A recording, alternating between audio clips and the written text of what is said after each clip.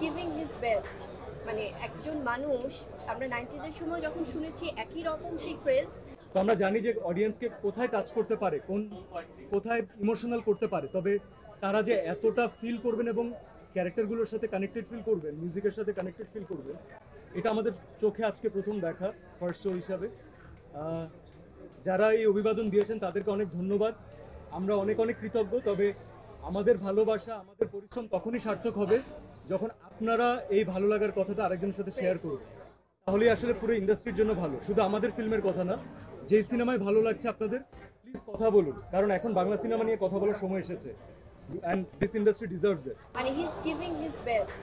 মানে একজন মানুষ, আমরা 90s এর সময় যখন শুনেছি একই রকম সেই ক্রেজ, এখন আমরা 2025-এ এসে সে একই রকম ক্রেজ, একই রকম ভালোবাসা। আর প্রিন্স ভাইয়ার মিউজিকে না কোথায় যেন একটা মানে কলিজা ছেড়ে একটা ব্যাপার আছে, আসলে হয়তো আমি একদম খাঁটি বাংলায় বলছি, খুবই মানে অন্য একটা জগতে নিয়ে যায়। So we are very blessed to have you ভাইয়া, যেখানে মানে পুরো আমাদের জঙ্গলি অ্যালবামটা সবার আসলে আমার মনে হচ্ছে কালেকশনে রাখতে সবাই বাধ্য হবে যারা মিউজিক লাভার আছে।